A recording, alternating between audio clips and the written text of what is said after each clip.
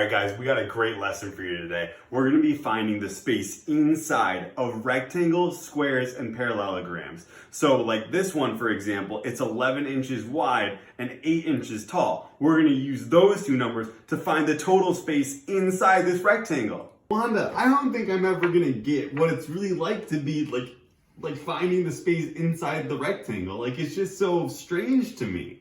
Alright, Ralphie, I know just what to do. Hey, Mr. Vogel, Ralphie says he doesn't really understand the space inside of a rectangle. Oh man, I got a great idea. Let's shrink down so that we can travel inside the rectangle and see what the space inside is really like. Seems to me like it's time for a field trip. Come on, to the bus. Seatbelts, everyone. Please let this be a normal field trip. With the Vogel? No way!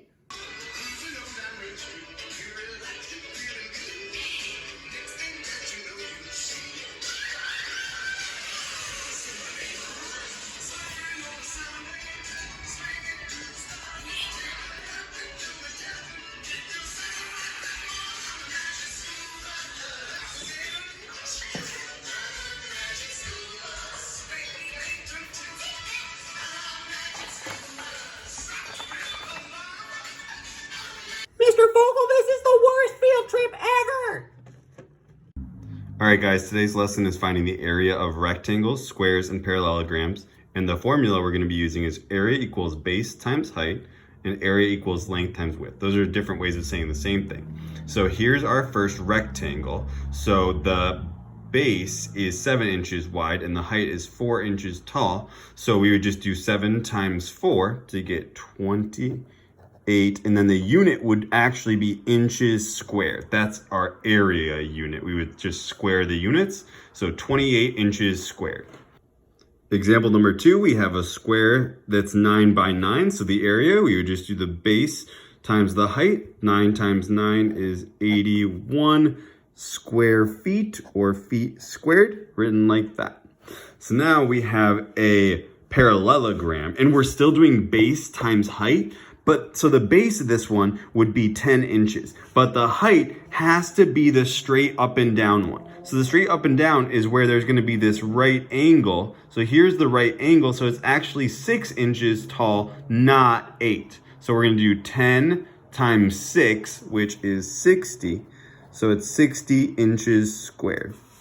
Guys, the other type of problem you might see is if they give you the area and one of the side lengths, and you need to find the other side length. So they give you the area, and we know that base times height equals the area. So 6 times c gives you 66. So 6 times what number is 66? That's right, 11. So 6 times 11 is 66.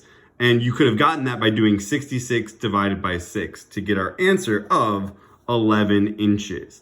So in this problem, they give you a square. So all sides of squares are equal. So they tell you that the area is 36 centimeters squared, and we need to find out what the side length is. So the two sides have to multiply to 36, but it can't be 9 times 4 or something like that, because all sides have to be the same length. So what number, when you multiply it by itself, gives you 36? That's right, it's 6 centimeters, because 6 times 6 gives you 36 centimeters squared.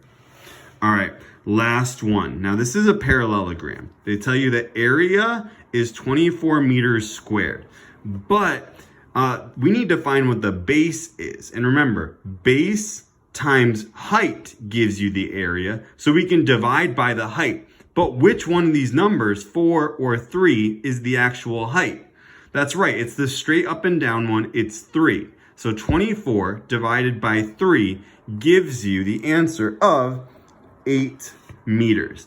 So remember, we can check ourselves by doing base times height. 8 times 3 gives you 24 meters squared. So if they give you the area, divide. Hey guys, I hope that video lesson helped. Please message me on Schoology if you have any questions, and I would love to help you, okay? Good luck guys, bye.